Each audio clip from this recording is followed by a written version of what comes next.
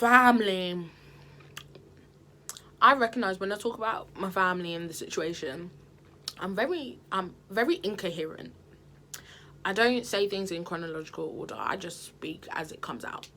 So that's what we're going to do. We're going to speak as it comes out. Ooh. In terms of family, bruh. In terms of, why do I have clothes with hoods that are like too big for my head? Sorry. But yeah, in terms of family, so I'm open about it. Heck, I've spoken about it before. So my parents have been going through this messy divorce. I would say for the best part of 3 years now. 2.5, 3 years. I don't know, whatever. Shoot me if my timeline's off. Anyway, and it hurt. It really did hurt, because I feel like if they had separated and divorced when I was younger, I'm young, you know, I'm still impressionable, but when it comes to my parents, it would have been like, okay, I'm going to mom's house, I'm going to dad's house, this is the norm.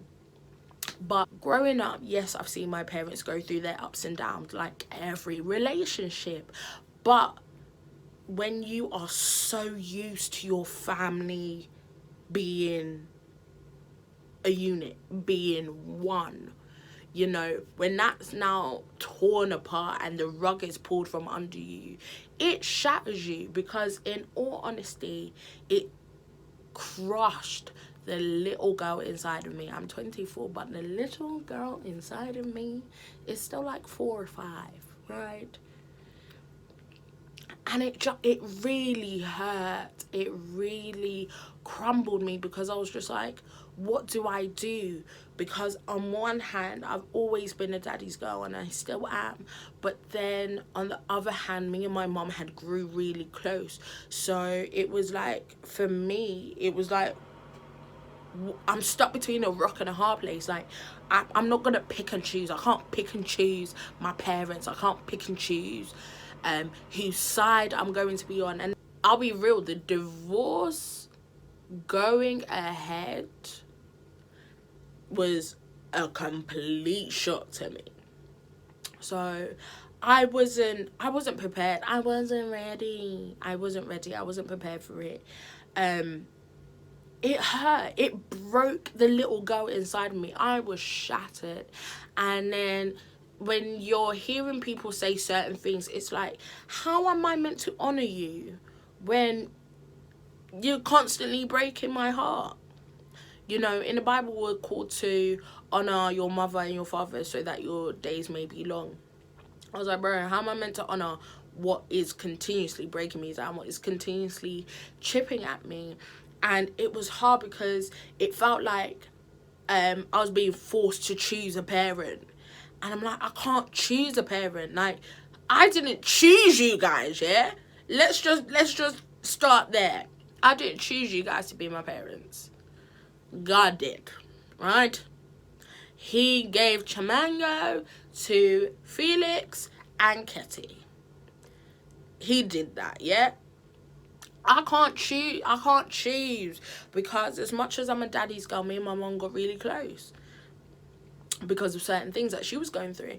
And to then be like in a position where you're basically being forced to choose, and when you have other people's opinions and stuff, like other family members getting involved and then telling you that you're wrong for feeling the way you feel, it's like, what?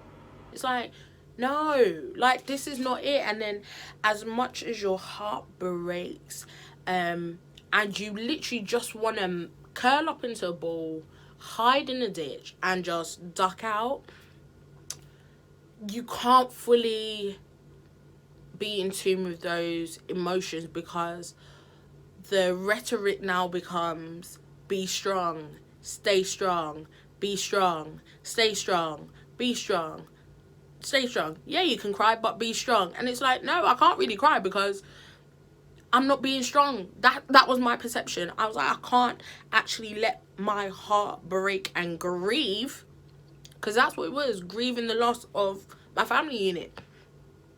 because I have this requirement to keep it together at all times, you know, to put on this brave face. So when you have people coming up to you and be like, oh, I saw your mom, and on the inside you're like, congratulations, you see her more than I do.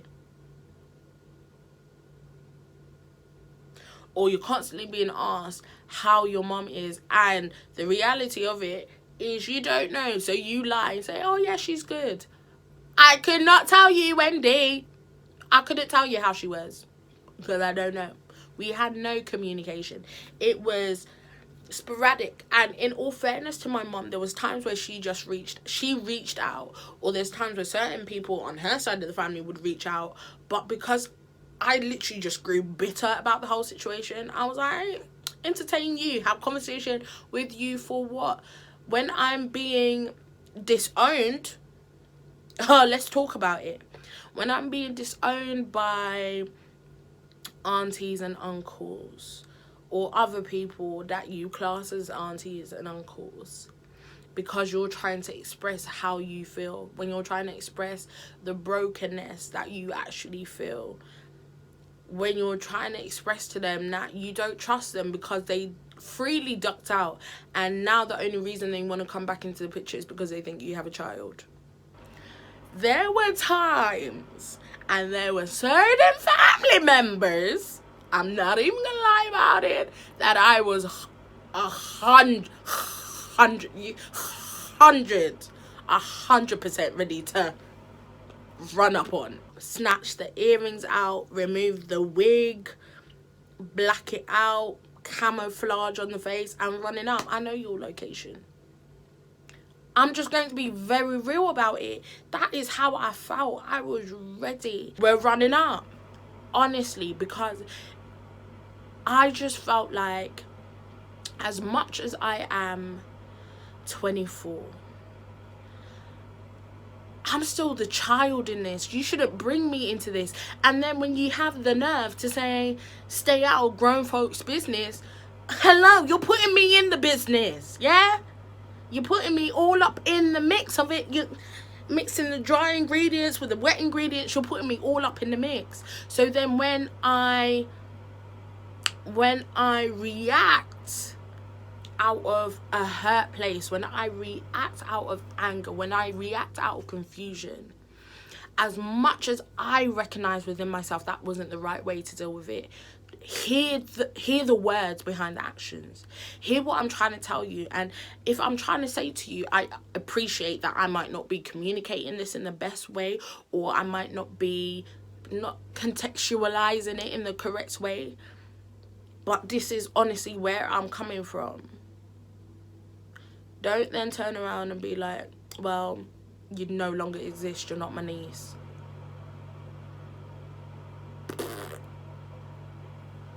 Run up. And it was really hard, because for me then it was like, well, I don't want marriage. I don't want this for myself, because I'm not going to have someone just fall out of love with me just like that. I'm not going to have someone just duck out on me. I don't want to put my children through what I am going through. For me, on one hand, it was like, okay, this is evidently toxic, so you both need to cut it and leave. But at the same time, I'm like, I'd rather you have done this when I was like 4, when I was 5, when I was 6. So then it would hurt, but it wouldn't hurt as much. Do you know what I mean? Whereas now I'm a fully fledged adult, and I'm dealing with the breakdown of my family. And it's not just the breakdown of my parents' marriage, it's a breakdown of my extended family. And it is not having aunties in my life, or aunties or uncles just messaging me, oh, have you had a child? No, I haven't had a child. And if I had a child, is this the only reason you want to contact me? Let's not do that. It was a lot of things where I was just like, my heart is constantly breaking. And then having that emotion and having this built up frustration, having this, because I remember, oh, pause, yes, Dad. So I remember there was it last year? Boy, I don't know. There was an occasion where my mother came to the house, and I was actually getting ready to go somewhere, and she decided that was, knowing that I had one eyebrow drawn on, and I said, I'm staying in my room to finish my face because I'm going out. She decided that was the time to have the conversation addressing our relationship and our issues. It wasn't the right time. And I'm not saying this to dog my parents out or dog family members out. No, it's my truth. It is my truth.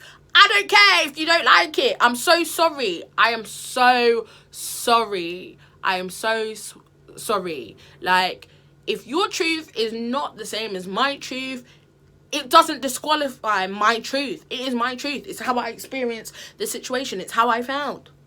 Sue me. Anyway. So yeah, she felt like this was the right time to have the conversation. It went completely left. It went completely left. I channeled the Newtown in me. I channeled that. I got loud. It was a lot. It was a lot. There was... I punched a couple walls. I broke a lot of things because, in all honesty, I was like, I can't fight nobody. And I, for sure, cannot disrespect my mom. Verbally, I can't disrespect her physically and try to put my hands on her. Not finna do it. So, next best thing, we punch a wall, we break some stuff. We get some of the anger out. We go for a walk at ungodly hours of the night just to calm down. And having all this frustration built up with... because I was lost. I literally didn't know how to handle the situation. And that is the truth of it. I really didn't know how to handle the situation. I didn't know how to move forward. And at the same time, thinking of what Prophetess Sharon Rose said. Sharon Stone. So you have to call her Sharon Rose. There's a singer called Sharon Rose. Anyway, having that, oh, daughter, are you ready to let go of false family responsibility? God says you change and the situation changes. Trying to hold on to that, but at the same time having the bitterness and the resentment and the hurt of how the whole divorce and how it has been dealt with and how I was being dealt with as a child. Because as much as I was 23, 24 at the time, I'm still a child when it comes to you two. I'm still a child. So I literally didn't know how to navigate it at all. And then it's like, oh, stay out of grown folks' business. You put me in the mix of the business, mate. You're bringing the business to me. Yeah? You're having people call off my phone. Like, no. No. But then it gets to a point where you're tired of the fight. You're tired of the brokenness. I can deal with you separately. Like, we don't need to be the family unit no more. It's clearly toxic. Part ways. But then it's like, how do you navigate all the emotions and all the backlog of how you're feeling about the whole things, the things that you've not even spoken about, and then try to move forward and establish a relationship. And there's times where literally there were situations that I would boo-hoo cry because I just wanted a hug from my mom. I just literally wanted a hug from my mom. I didn't even know where my mom was living. Yeah? Didn't even know where, who, what, whatever. Didn't know nothing when it came to my mom. And then it's a struggle because, like, part of you wants to, you know, reestablish contact and, you know, have that open and honest conversation where you can now move forward and you can kind of set the boundaries. Now as an adult, yes, I'm still your child, but as an adult I can establish healthy boundaries for the establishment. I can't think of the word, for the establishment of a healthy relationship moving forward. And it was really hard.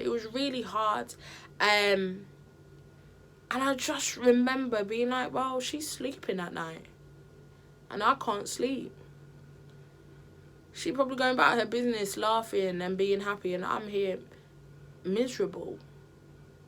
Like, and it literally got to a point where I was like, Chimango, are you actually going to hold on to this to the point where, God forbid, touch wood, my mum was to drop dead? And this is the state of your relationship. Not saying you have to be best friends, but are you willing to let it get to that point where she, God forbid, dies? And you would probably be the last person to know it. Are you willing to get to that stage? And as soon as I was real about that, I said, no, I wasn't. Now, just because I was real with myself about that, that does not mean like that it was gravy. It doesn't. And the reality of it is, now my parents are divorced. Because for me, sorry, I just spat. I'm sorry, I'm passionate. For me, it just kind of got to a point where I was like, you know what, this is a dark cloud over everybody's head. So the sooner they are officially divorced, the sooner that this is now done with, is when everyone can go about their business and be at peace with this, put this to bed and move forward how they want to move forward with whoever they want to move forward with. I can't certainly I can't speak, bro. I can't 100% without a shadow of a doubt say, oh yeah, my mom's not dating or she ain't in a situation. I don't know. And no, same thing I can't say for my dad. I can't say my dad hasn't started dating or talking to other people. I don't know. But for me, I was just like, let the dark cloud be lifted for everyone. So I would make strides to try and reach out to my mom. And I'll never forget, Youth Takeover 2019. The month has escaped me. But Vonnie, hey bro, he was there. Vonnie Morgan and he was there. And I remember Vonnie was speaking and he was saying, if there is someone that you need to forgive or ask forgiveness for, just say I'm sorry to, text that person. If they are not here, if that person is here, go to them and say I'm sorry. But if that person is not here, text them. And I remember in that moment, my heart was tugging to text my mom and say I'm sorry.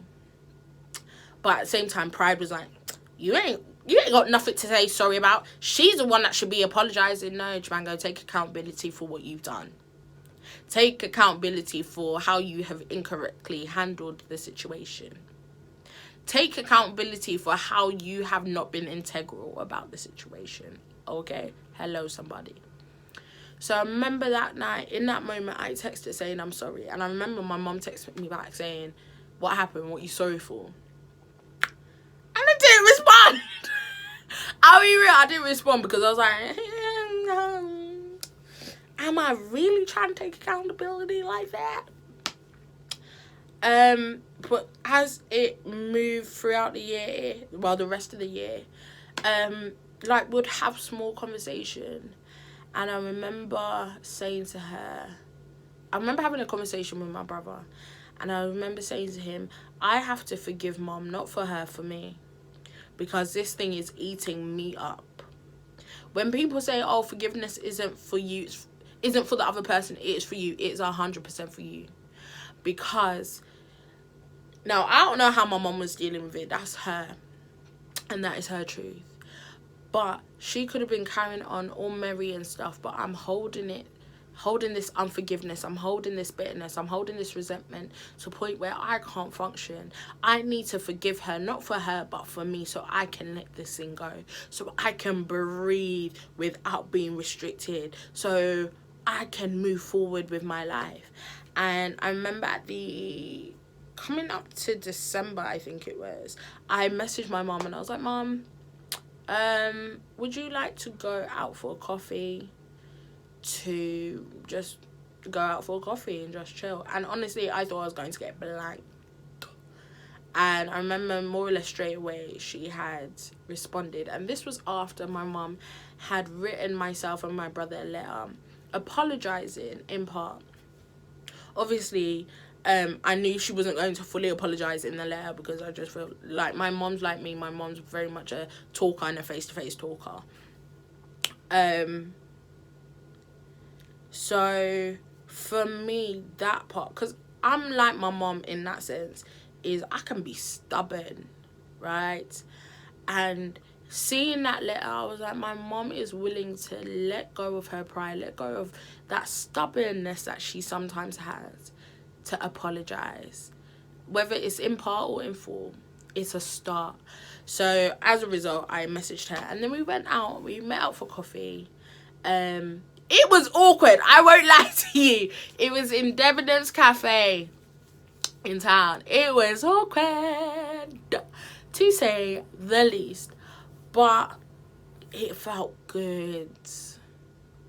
It felt good to see her. It felt good to, just be around her. She got me makeup, and this woman knows I love me some makeup. So I was just like, bonus. Do you know what I mean? And guaranteed, I don't know, listen, whatever.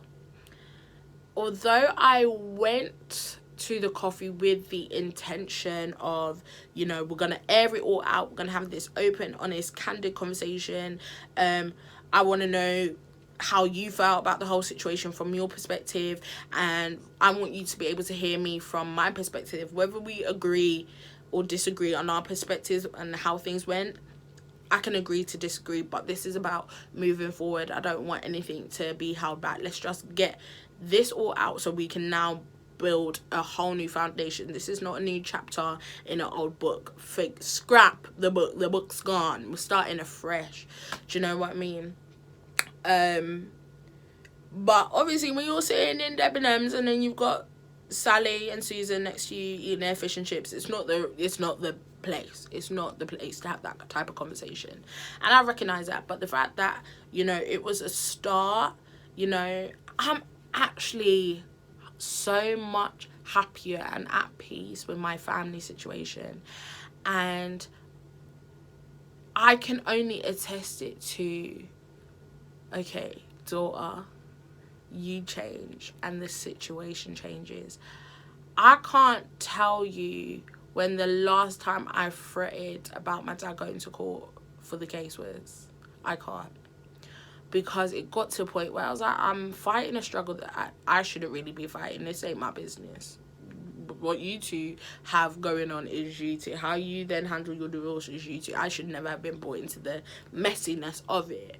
But I can choose to stay in the messiness and just hold on to the messiness and the bit and the anger and all of that stuff, or I can choose to let it go for my sake. And that is what I've chosen to do.